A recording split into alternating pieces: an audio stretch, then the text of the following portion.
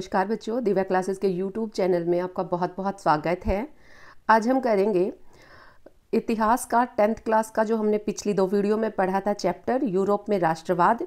तो यूरोप में राष्ट्रवाद का उदय कैसे होता है, क्या क्या चीज़ें वहाँ पे होती है, क्या क्या बदलाव वहाँ पे आता है, तो ये सभी कुछ हमने चैप्टर में कवर किया है। तो आज हम, जैसा कि मैंने कहा था पिछली वीडियो में कि अगली वीडियो में हम इसी चैप्टर के प्रश्न उत्तर करेंगे, तो आज इस वीडियो में मैं आपको यूरोप में राष्ट्रवाद चैप्टर के प्रश्न उत्तर कराऊंगी। पहला प्रश्न है, देखिए हमारा, निम्नलिखित पर टिप्पणी लिखें।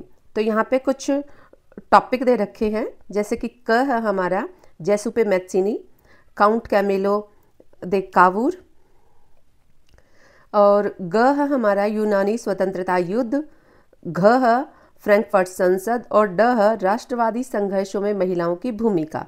तो एक एक करके हमें इन्हें समझते हैं। पहला है हमारा जैसुपे मैत्सिनी। तो चैप्टर में हमने पढ़ा था कि जैसुपे मैत्सिनी इटली के एक क्रांतिकारी, जैसुपे मैत्सिनी इटली के एक क्रांतिकारी थे, और इनका जन्म 1807 में जेनोवा में हुआ था। इन्होंने यंग इटली नामक और यंग यूरोप नामक 2 गुप्त संगठन बनाए थे। मैत्सिने के जो ये संगठन थे, ये यूरोप के समाज में एकता और स्वतंत्रता तथा बच्चों समानता के सिद्धांतों को बढ़ावा दे रहे थे। इन संगठनों को सरकार के विरोध का भी सामना करना पड़ा था। यंग इटली जो संगठन था, वो उसका मुख्य उद्देश्य था इटली को एकीकृत करके एक राष्ट्र के रूप में गठित किया जाए। इटली जो छोटे छोटे टुकड़ों में बटा हुआ था, छोटे छोटे राज्यों में बटा हुआ था, उसको संगठित करके एक राष्ट्र के रूप में उसका निर्माण किया जाए। और यंग यूरोप जो संगठन था जैसुपे मैत्सिनी का, वो एक अंतर्राष्ट्रीय संगठन था। इसमें अलग अलग यूरोप के देशों के लोग शामिल थे, और इसका मुख्य उद्देश्य था बच्चों यूरोप के अंदर समानता, स्वतंत्रता जैसे मूल अधिकारों की स्थापना करना इस संगठन का उद्देश्य था। इसीलिए इस संगठन का निर्माण जैसुपे मैत्सिनी ने किया था। दूसरा है हमारा ख, Count Camillo de Cavour. Count Camillo de Cavour Italy के एक राजनेता थे।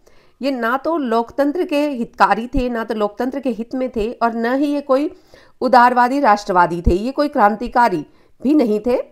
ये एक रूढ़िवादी नेता थे, और इन्होंने इटली के एकीकरण में बहुत ही महत्वपूर्ण भूमिका निभाई थी। कावूर एक कुशल कूटनीतिज्ञ थे, जो कूटनीति चाले चल सकता था, जो राजनीति का ज्ञाता था। तो ऐसा व्यक्ति ये कावूर था, और इसने इटली को एक राष्ट्र के रूप में गठित करने में बहुत योगदान दिया था।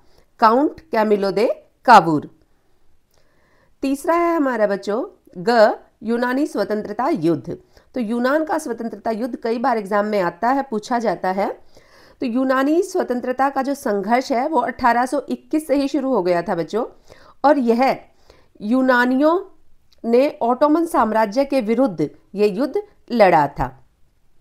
जो बाल्कन प्रदेश था उसमें ऑटोमन साम्राज्य का राज था उस समय पे, और ये जो ऑटोमन साम्राज्य था ये एक मुस्लिम साम्राज्य था बच्चों। और जो यूनान जो था, इसमें ईसाई लोग रहते थे।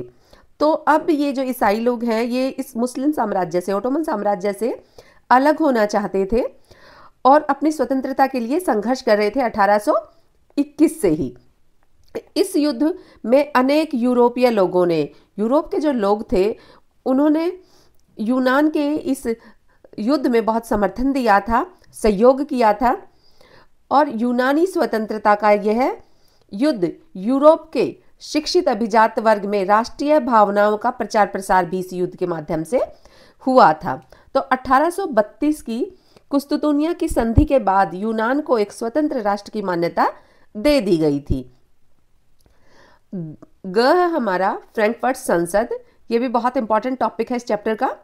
फ्रैंकफर्ट संसद जर्मनी में चुनी गई एक फ्रैंकफर्ट संसद थी। इसका जो चुनाव हुआ था वो लोकतंत्र के सिद्धांतों पर बच्चों किया गया था, और ये फ्रैंकफर्ट शहर में, जर्मनी के फ्रैंकफर्ट शहर में ये संसद थी, जिसको फ्रैंकफर्ट असेंबली भी कहा जाता है। यह पहली स्वतंत्र रूप से चुनी गई संसद थी जो जर्मनी के लिए कानून बनाने वाली थी, जिसका मुख्य उद्देश्य था जर्मनी के लिए संविधान का प्रारूप तैयार करना, संविधान का ड्राफ्ट तैयार करना। इस फ्रैंकफर्ट संसद का मुख्य उद्देश्य था। हालांकि ये सफल नहीं रही, क्योंकि फ्रैंकफर्ट संसद लोकतंत्र के नियमों पर आधारित थी। यहाँ पर जो लोग थे उन्होंने वोट के द्वारा इस फ्रैंकफर्ट संसद के सदस्यों को चुना था, और इसलिए प्रसा के राजा विल्हेम चतुर्थ को इस संसद के अधीन रह के कार्य करना था। लेकिन विल्हेम चतुर्थ ने इस प्रस्ताव को अस्वीकार कर दिया, मना कर दिया, और यहाँ पर जो गुट थे, अभिजात वर्ग था और मध्यम वर्ग था, इन संगठनों के बीच बहुत असमानताएं थी, बहुत विरोध था। तो यहाँ पे इनके विचार नहीं बन पाते हैं, और जो विल्हेम चतुर्थ था वो संसद के अधीन रहकर कार्य नहीं करना चाहता था, तो उसने इसे अस्वीकार कर दिया और अभिजात वर्ग का इन्होंने साथ दिया था। तो ये फ्रैंकफर्ट संसद भंग कर दी जाती है, सेना को बुला के भंग कर दी जाती है, और ये फ्रैंकफर्ट जो संसद है वो असफल हो जाती है। इसका जो लोकतंत्र का आधार था वो कमज़ोर हो जाता है और ये संसद फेल हो जाती है। लेकिन ये पहली संसद थी जर्मनी के लिए, जो जर्मनी के लिए एक संवैधानिक संविधान का निर्माण करने वाली थी, उसका प्रारूप, उसका ड्राफ्ट तैयार करने वाली थी। लेकिन ये एक असफल संसद रहती है जर्मनी के अंदर। ड है हमारा बच्चों, राष्ट्रवादी संघर्षों में महिलाओं की भूमिका। तो राष्ट्रवादी जितने भी संघर्ष यूरोप के अंदर हुए, फ्रांस के अंदर हुए, उनमें बच्चों महिलाओं ने बहुत ही महत्वपूर्ण भूमिका निभाई। ये हमने चैप्टर में पढ़ा था, तो उसको यहाँ कैसे लिखें। तो फ्रांसीसी क्रांति के दौरान राष्ट्रवादी संघर्षों में महिलाओं ने बहुत ही महत्वपूर्ण भूमिका बच्चों निभाई थी, और महिलाओं ने बहुत सारे संगठन बनाए थे, अखबार निकाले थे, भोजन की कमी और बेरोजगारी, महंगाई के विरोध में भी उन्होंने बहुत सारे विरोध प्रदर्शन किए थे। क्रांति में भी प्रत्यक्ष रूप से महिलाओं ने भाग लिया था, वो किसी भी चीज में पीछे नहीं थी। फिर भी राष्ट्रवादी युद्धों के दौरान जब पुरुष युद्धों में लगे हुए थे, जब राष्ट्रवादी युद्ध यूरोप के अंदर चल रहे थे और जब पुरुष बॉर्डर पर थे, लड़ाई युद्ध वो कर रहे थे एक दूसरे से या अभिजात वर्ग के लोगों से, तो जो घर परिवार के लिए रोजी रोटी कमाने से लेकर बनाने तक का सारा कार्य पूरी जिम्मेदारी से महिलाओं ने ही किया था यूरोप के अंदर। इसके बावजूद महिलाओं को निष्क्रिय नागरिक का दर्जा दिया गया। जब फ्रांसीसी क्रांति होती है और उसके बाद वहां पे सरकार आती है और वो महिलाओं को निष्क्रिय नागरिक का दर्जा देती है, उन्हें कोई राजनीतिक अधिकार नहीं दिया जाता। प्रश्न 2 है हमारा, फ्रांसीसी लोगों के बीच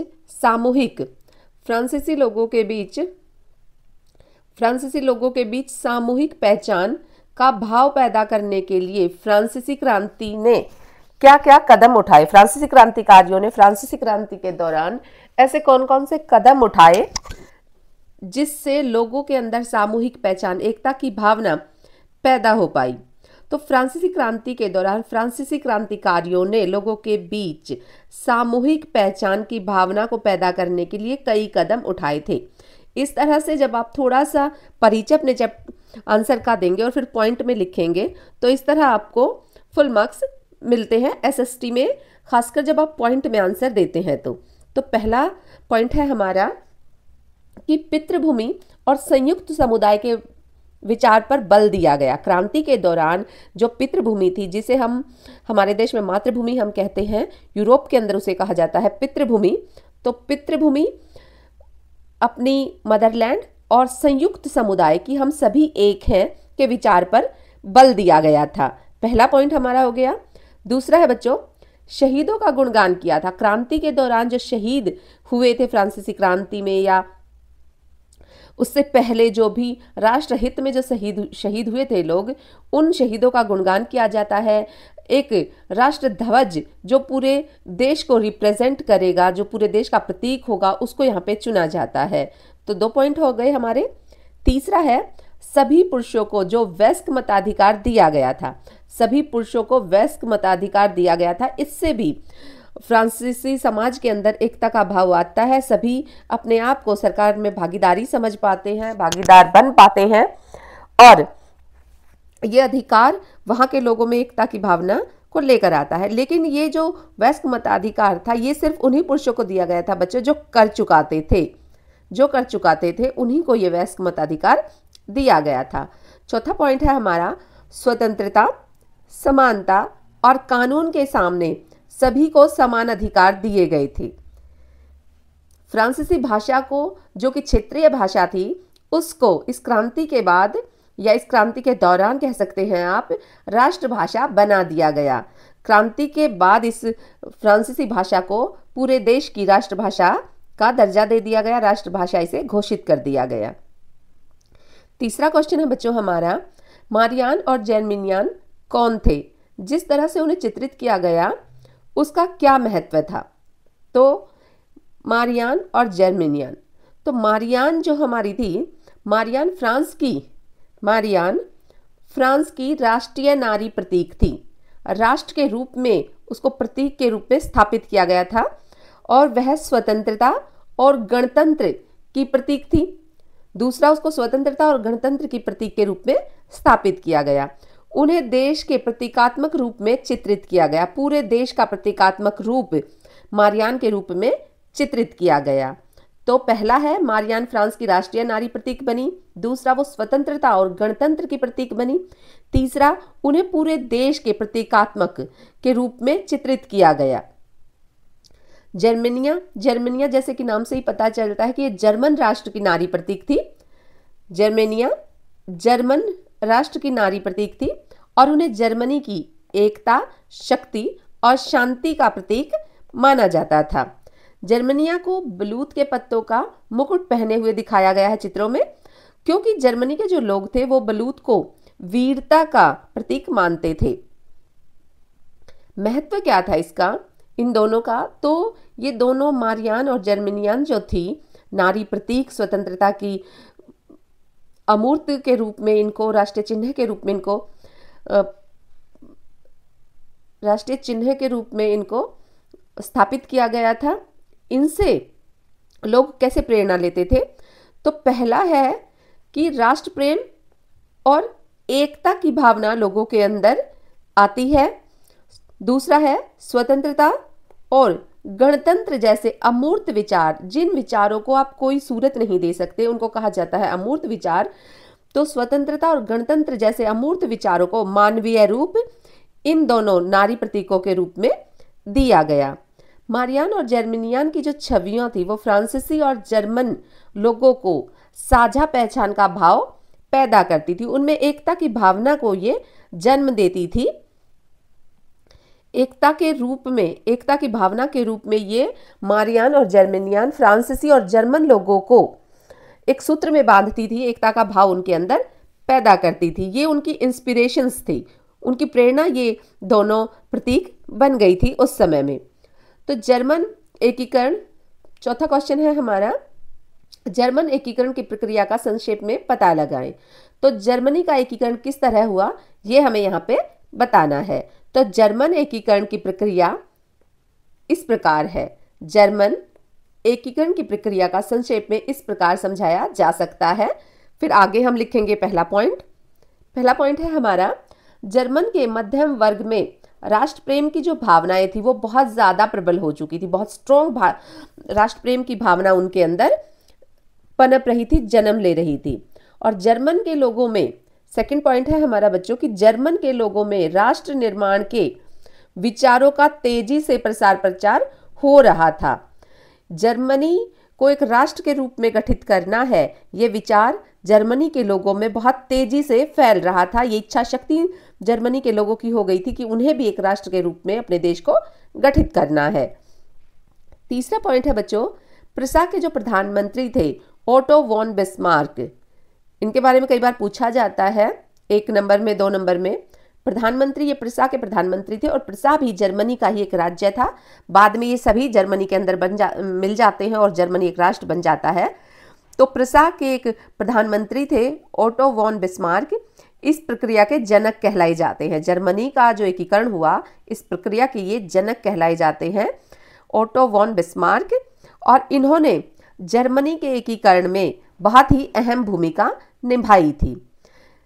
चौथा पॉइंट है इसी का, बिस्मार्क ने एक बहुत ही सख्त नीति यहाँ पे अपनाई थी और उसको कहा जाता था रक्त और लौह की नीति।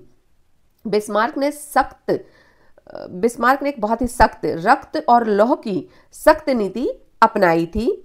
पांचवा पॉइंट है, प्रिसा ने जर्मनी का एकीकरण करने के लिए 3 युद्ध भी लड़े थे। अलग अलग फ्रांस से और दूसरी कई राज्य थे जिनसे प्रिसा ने युद्ध किए थे जर्मनी का एकीकरण के लिए। जैसे फ्रांस था, ऑस्ट्रिया था, इस तरह से प्रिसा ने जर्मनी का एकीकरण करने के लिए 3 युद्ध लड़े थे। पांचवा प्रश्न है बच्चों हमारा, अपने शासन वाले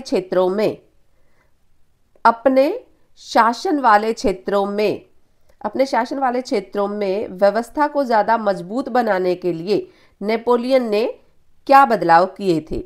तो नेपोलियन से रिलेटेड कई बार क्वेश्चन आता है बच्चों, और ये बहुत ही इंपॉर्टेंट टॉपिक है इस चैप्टर का। तो नेपोलियन ने कुछ प्रमुख बदलाव फ्रांस के अंदर किए थे।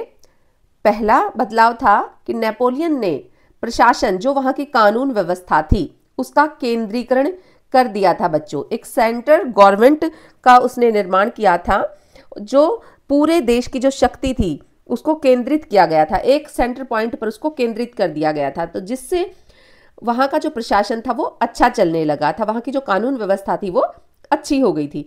नेपोलियन ने तो वैसे जब वहाँ फ्रांस के अंदर गणतंत्र स्थापित हो चुका था, प्रजातंत्र स्थापित हो गया था, तो नेपोलियन ने वहाँ से प्रजातंत्र को नष्ट कर दिया था और दोबारा वहाँ पर राजतंत्र की स्थापना कर दी थी।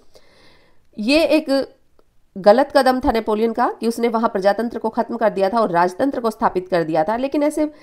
लेकिन उसने उसके बाद बहुत सारे कई ऐसे कदम उठाए थे जो आज भी फ्रांस में लागू हैं।